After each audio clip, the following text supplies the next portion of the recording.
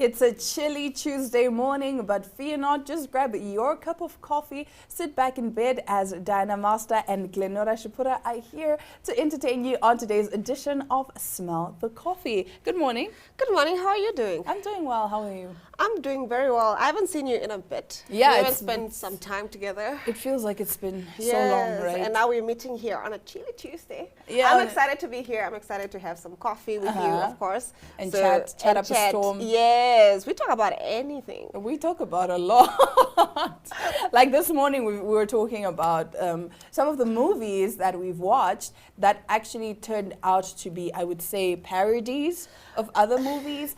And sometimes it was just a fan fiction that was turned into a movie. So we ended up watching them. Like at first you have this excitement. Yes. Like, oh my goodness, I'm going to watch this movie. It's interesting. And then you end up just watching it because you're like, I want to see where are they going to go? How far are they willing to I take want to see how much worse this could get. You know, like I don't know if you watched Riverdale. It's a series. I hear about Riverdale. I've never watched it. I was like, should I really risk it? Season 1 was good. It has like good eight season. How long is it? Is it 8 seasons? I don't know. I lost count after really like the 4th season because the first season was great. Yes. Second season was good. Third season was After that was just like a. Do you think they fire writers or what happens? No, I think even the cases? writers don't know what's going on themselves. I think the writers are like, you know what? I I'm don't know, just man. as lost. And then I think they have. I feel like, especially with Riverdale, they just have a hat with like random prompts there, you know, and then the one writer picks it up and it says, "Oh, so we're Archie doing this." does a silly monkey dance. Exactly. I watched actually a clip from Riverdale, and I was like, I'm not doing this show. No. So they were in prison, and then this guy's trying to get the guys to join this prison football club or something, and then he's like, yeah, you guys must join the prison football club. And then one guy says, no, I have had serious hardships. At 11, I was, I think, a drug dealer or whatever.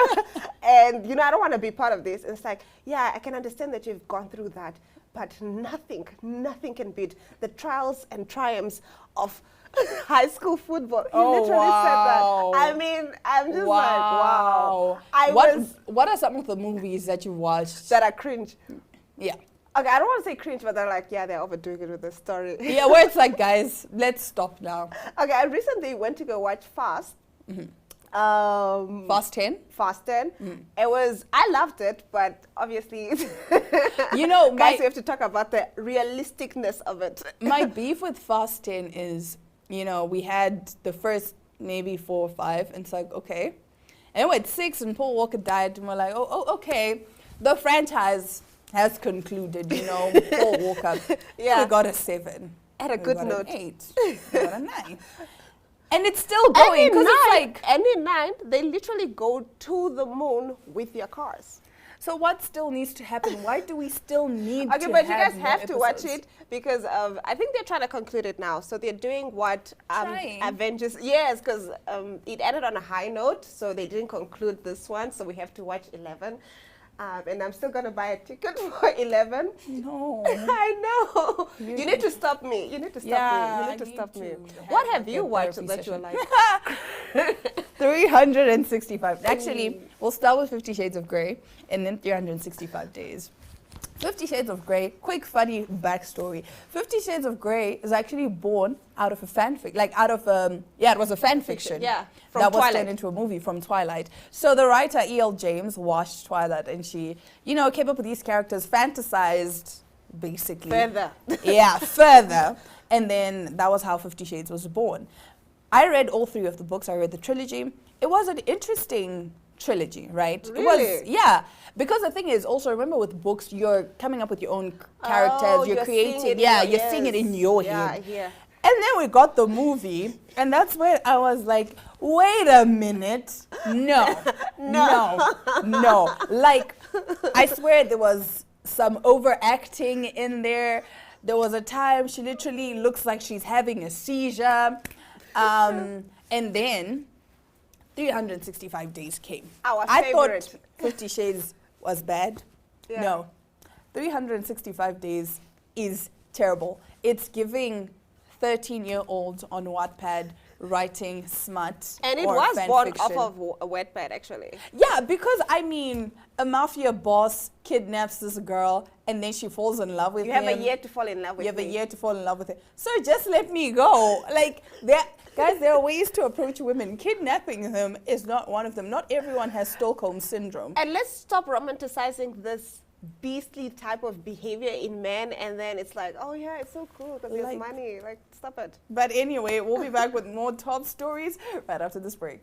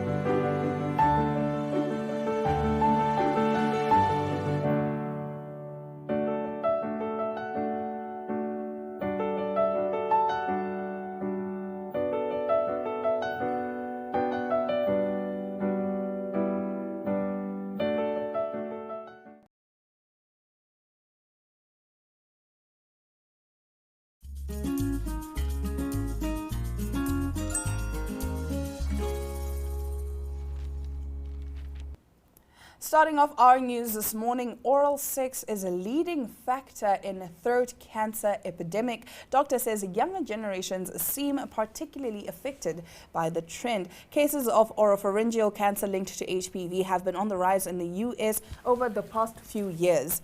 According to the American Cancer Society, there's been a yearly increase of 1.3% in women and 2.8% in men between 2015 and 2019. Oropharyngeal cancer, commonly known as throat cancer or tonsil cancer, refers to the development of malignant cells in the throat, esophagus, or tonsils. Experts believe that oral sex may be the biggest factor in the rise of throat cancer in the U.S. Dr. Hisham Mehana, a professor at the Institute of Cancer and Genomic Sciences at the University of Birmingham, has pointed out that there's been a rapid increase in oropharyngeal cancer over the past 2 decades. He identified oral sex as the main risk factor for the disease. In an article for The Conversation, Mehana said individuals with 6 or more lifetime oral sex partners were 8.5 times more likely to develop oropharyngeal cancer than those who did not practice oral sex. While not all cases of oropharyngeal cancer are linked to HPV, this type of cancer can be caused by the virus, which is transmitted through sexual contact.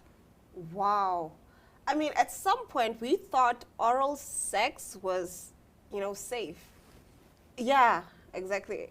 Not really. It's not. Yeah, if somebody has, oh my word. Because the thing is, people have like these dental dams that they use for oral sex, like to minimize, like the fluids and stuff. I don't think we're having enough conversations about that. Yeah, no, We're not. honestly, because like you're saying, really, there is that misconception that oral sex is the For safer the longest bit. time, that's what I've been told. Yeah, like, Yeah. people are assuming It's safe. that it's the safer bit. But like it's saying here, if your person has other oral sexual partners, that increases your Or even chances. if they have an STD, right? Yes. I can catch it by performing an oral act on. Yeah, but person. okay, so it? it is, I mean, we have to mention that like the study says, it's not that oral sex is what's causing oropharyngeal cancer, but they're Yeah. saying it could. Yeah. It's kind of like how they say sometimes when you have like a sexual partner and they have an STD or an STI, it can increase your chances of getting cervical cancer. Oh, Yeah. yes. I hear that. Yeah, I because understand that. if it's left untreated and stuff. But these are conversations that we don't have, actually. Like, I was like, what? I was literally like jaw dropping, like, what? I Yeah. did not know this. Yeah. I did not know that oral sex is not as safe as we thought it was. Yes, so And what guys. are the ways that we can, keep ourselves safe or prevent ourselves from contracting anything that? I guess not engaging in it. I guess I don't know. I guess mean, people that's could try the dental dams, use We could- protection. I don't know, Yeah, I mean, because like, wow, that's, because I think they're still studying the link between the two. yeah. Because it's unlike like an STD where it's a surefire way, like if your partner has an STD And you have unprotected sex. yes, then you get the STD. Whereas here, it's just the oropharyngeal cancer, and it's not like everyone in the world has. Yeah. And it's not like everyone who has it had it because. So they I guess gauged. Masturbation is a safer option. I guess so. I mean, guess so. I mean, if you have sex with a partner, the condom burst. There's all this, you know what I mean? So. but I hate that we No. live in a generation where we fear getting pregnant more than we fear getting sick. Yeah. That is exactly. concerning. That is very concerning. That is very concerning. Guys, please do better. Do better. I read on. Just stick to one partner. Just one stick to partner. Go get tested with your partner. Exactly. Because don't trust anyone. With the doctors as well. Don't do this. The home Don't- test. No. With a doctor. I read a story, or it was like an Instagram thread, I think, of this girl who said she was basically knowingly affecting people with HIV. Like she knew she had HIV. And she quote, unquote, said, I also got it innocently. So she was just going around. But you know that infecting it's a people. crime, though. Yes. It's a crime. Did anybody report her? I mean, Well, just to follow up on the story. she sent like an anonymous tip. Oh, I see. But I guess now the sexual partners kind of know, so they could go report it because Yes. it really is a sexual crime. And now in Uganda, you could be sent to, like, you could get the death penalty for that. It's aggravated homosexuality. Yes, it is. It's wrong. Well, in Uganda, that is. Yeah, But yeah. everywhere else in the world, it is a crime for you to knowingly have sex with someone knowing That you're you infected. are. Yeah, it is. Now, in some more bizarre news, used condoms sent to ex-pupils of Melbourne school. Australian police are investigating after at least 65 women received used condoms in the post. The letters, which also contained handwritten messages, were sent to addresses in southeastern and eastern Melbourne. Police believe the victims are linked and part of a targeted attack. All of the women who have come forward attended the city's Kilbreda College private girls' school in 1999. Most of the victims received multiple letters, all with used condoms enclosed. Police said investigators were carrying out DNA and handwriting analysis to track down the perpetrator, said Detective Acting Senior Sergeant Grant Lewis. The women's addresses were obtained from a yearbook they put together as pupils 24 years ago, he said. Some letters were handwritten, some typed, but all contained suggestive and threatening sexualized messages, he said. Okay, yeah.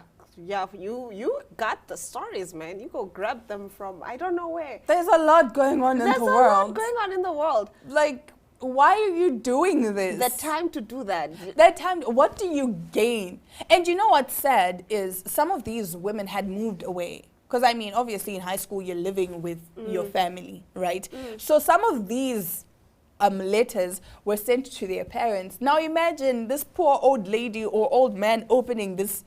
Like what? That is horrific. That is traumatizing. But for what? What do I'm you just gain? like, Why are you doing it? Just the effort to do this. And now you're putting police through a lot because now they have to conduct DNA analysis, they have to do handwriting analysis and samples. Like state resources that could be used to catch actual murderers and criminals. And you're doing this. I just want to know. This is why I say, one, either we're living in a simulation, or two, we really are living in the end times. Because, guys...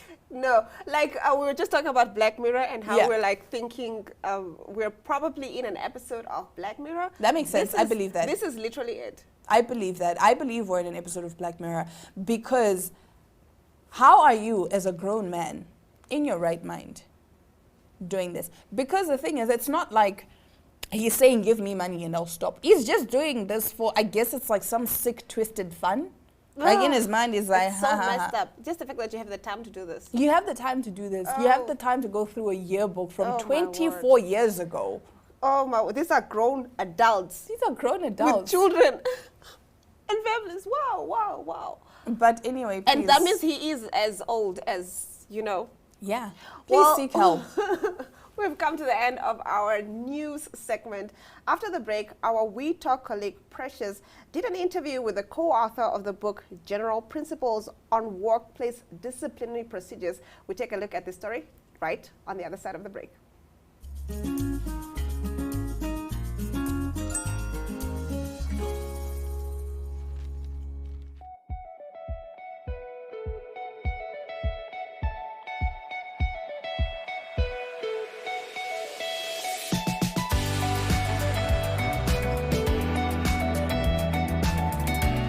to another exciting episode of Irongo Talk. We bring jou Is die weer en vertel ook vir julle waar die vis julle moontlik kan byt.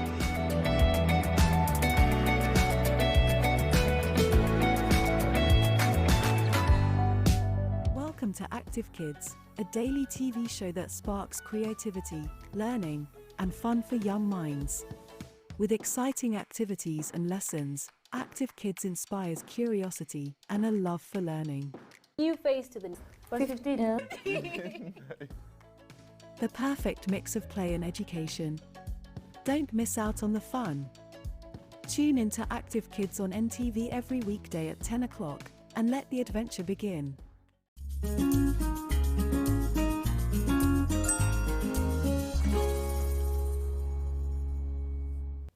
Good day, viewers, and welcome back to another edition of We Talk. It's of course time for our interview for the day, and I am seated next to Charles Mukaya, one of the authors of this book, General Principles on Workplace Disciplinary Procedures, which is what we are going to discuss for today. But first, let's have Charles introduce himself.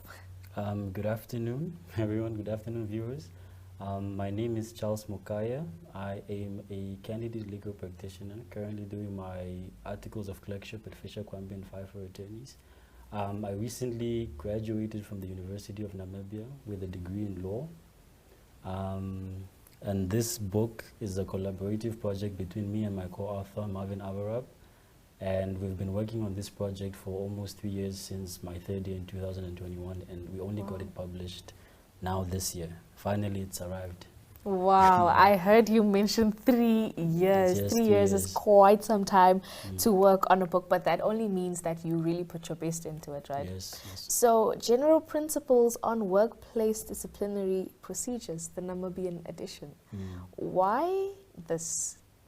Okay, so currently now, the way the employment law is set up in Namibia is there's actually a need, or let's say more of a demand, for this type of book in Namibia, because it's one of those books that speak to contemporary social issues, more especially in relation to employment law, because we see things of employees getting dismissed from their workplace for unfair labor practices are things that are always happening in Namibia.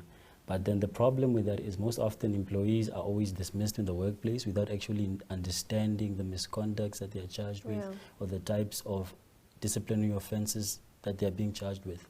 So that's why me and my co-author saw it fit to kind of like come up with sort of a practical book that sort of addresses the needs of employees in the workplace, more in relation to the rights that they have as employees in the workplace. So we wanted to come up with a book that was more practical, in the sense that not only employees but also employers, HR practitioners, students can use as a reference guide to sort of look at the types of misconduct in the workplace and kind of like apply when they're also charged with disciplinary offenses, or even studying for labor law in their law school as well. Yeah. No, I definitely think this book, it's safe to say that this book is like a handbook that every employee should have, or at least have read once or twice, especially also for the younger generation that are just entering, the workforce, that are just starting to get into their different work environments. I think it's definitely something that's interesting to have and interesting to have a look at. But then again, a Namibian perspective is what blows me away, and I think it's the most important aspect of this book. It's relatable for us, and it is what can help us directly. But I know getting a book to be published is not something that comes easily. And like you've mentioned before, 3 years, and you said it's a project that you started mid-study, so you were still in your second year. It's my third year of studies in law school. Yes. So what were you seated in one of your classes and the idea spiked, or how did it come about? So the idea was actually, as I said, it was a collaborative project between me and my co-author. So my co-author had an idea of, he really just wanted to look at not labor law, but employment law. He has a lot of wide experience in chairing disciplinary hearings. He has chaired a few disciplinary hearings himself.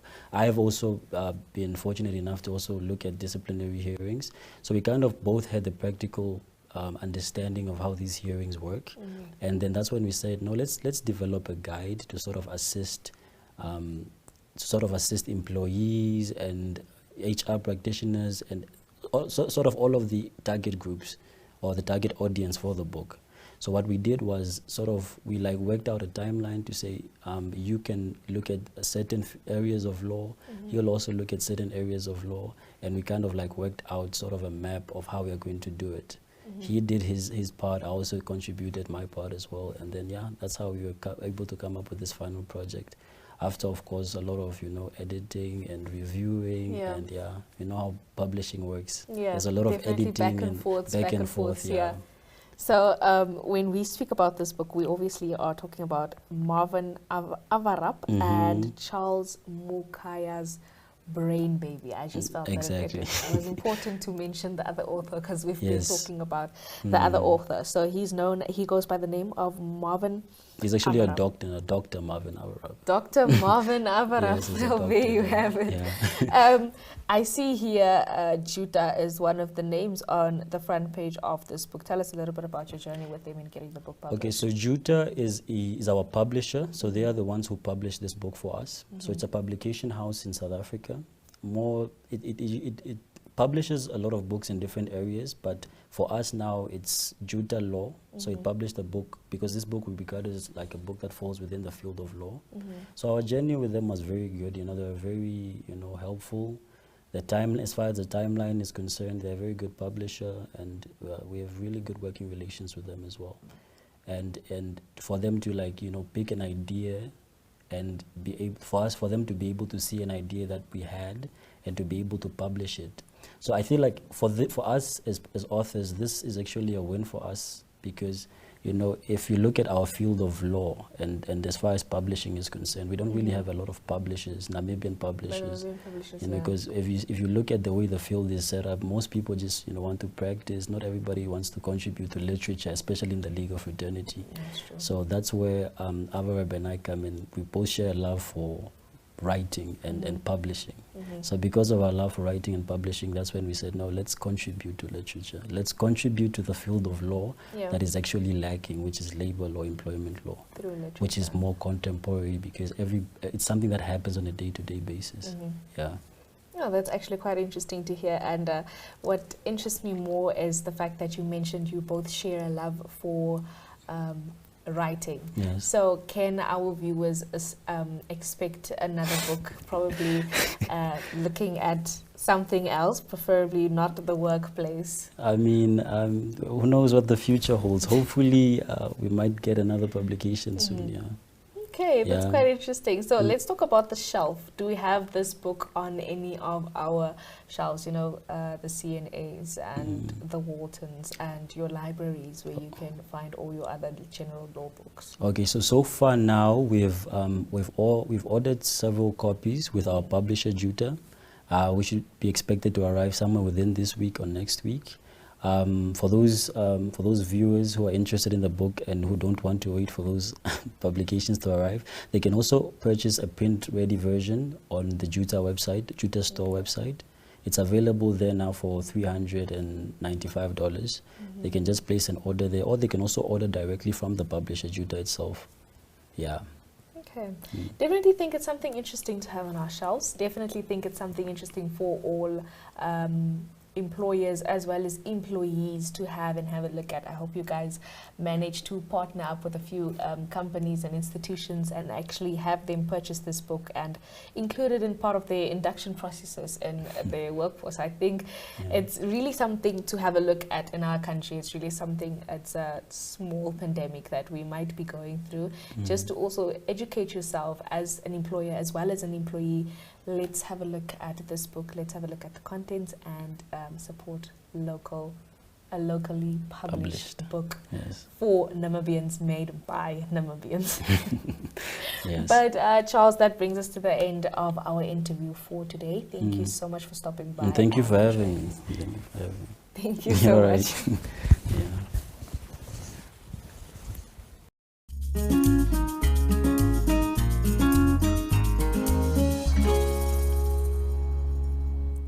Well, what an interesting show we've had today. Glenn, what have you learned today?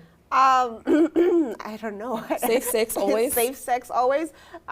Be extra safe, I think. Be Even extra safe. Go to the doctor. Yes. Get tested with your partner. Like, at the doctor. because you don't know what people are hiding. Exactly. Someone might look healthy on the outside, but you don't know what they're And hiding. sometimes you can just stay away from sex with people. I I'm not saying mean- go have sex with animals or anything. I'm just saying just stay away from sex.